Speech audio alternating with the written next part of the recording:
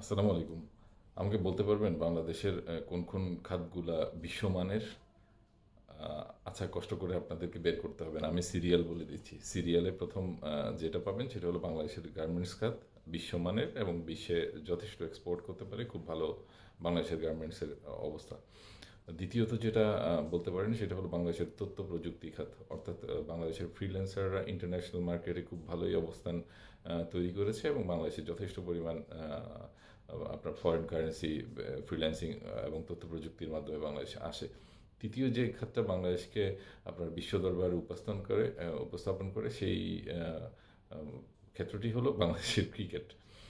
এই তিনটা, বাকিগুলোতে যেন না, যেতেও পারবেন না, গেলে অনেক সমস্যায় পড়ে যাবেন এবং নিজের মন মানসিকতাও নষ্ট হয়ে যেতে পারে।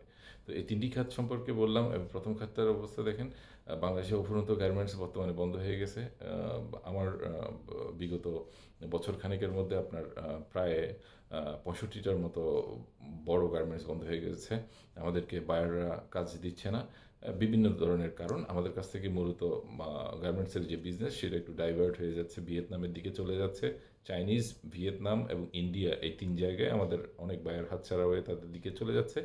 সার্ভিস ভালো, রিটার্ন ভালো, অনেক কিছুই ভালো, তার কারণে চলে যাচ্ছে নিম্নগামী, কিন্তু যে অর্জনটা ছিল সেটা। দ্বিতীয়ত আসেন আপনি বাংলাদেশের যে ফ্রিল্যান্সাররা, এটার যে একটা তড়িৎ গতিতে বৃদ্ধি হচ্ছিল ডিজিটালাইজেশন যুগে, এটাতে সমস্যা হচ্ছে হলো আপনার বাংলাদেশের একজন ফ্রিল্যান্সার, আপনি জানেন না যে এদের কত কষ্ট হয়। তার ইন্টারন্যাশনালি কাজ করতে গেলে একটা আইডি ভেরিফিকেশন, অ্যাড্রেস ভেরিফিকেশন, এই দুইটা খুব ইম্পর্টেন্ট জিনিস।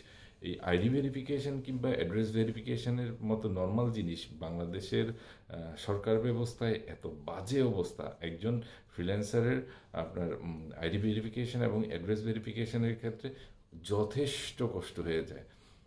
এই হলো অবস্থা। তৃতীয়টা আপনারা সবাই জানেন বাংলাদেশের ক্রিকেটের অবস্থা। ক্রিকেট তো সে আকাশ থেকে মাটির দিকে পড়া শুরু করেছে, কোনো সুযোগই নেই সামনে আমাদেরকে। আর আপনার বিশ্বকাপ তো অনেক দূরের কথা। আগের যে 2015 থেকে 2019 পর্যন্ত বাংলাদেশ ক্রিকেট যে পারফরমেন্সটা করেছে সেটাও একদম নিম্নগামী, আপনারা দেখতেই পাচ্ছেন এবং দেখতে পাবেন। এটাই স্বাভাবিক হয়ে দাঁড়িয়েছে। এই যে বাজে অবস্থা, না, এই বাজে অবস্থা কবে কিভাবে কাটবে আমরা জানি না। তবে আমি যখন লিস্টিং করতে বসলাম বাংলাদেশের যে ভালো খাতগুলা যেগুলো আমাদেরকে বিশ্বমানের উপস্থাপন করে, আমি খুবই মানসিকভাবে হতবিহ্বল হয়ে পড়লাম। পক্ষান্তরে খুঁজে পেলাম কি জানেন, বাংলাদেশের বেশিরভাগ মানুষ যারা ডিজিটালাইজেশন যুগে আছে এবং যারা ইনফ্লুয়েন্সড হচ্ছে বিভিন্ন মানুষ কর্তৃক, তারা সবাই ফলো করছে হিরো আলমকে, তার ভণ্ডামিকে। তারপর তারা ফলো করছে ওই প্রিন্স মামুন, লায়লা নামের এই যে মানুষগুলা, এদেরকে এদেরকে ফলো করছে, তাদের নষ্টামি ফলো করছে।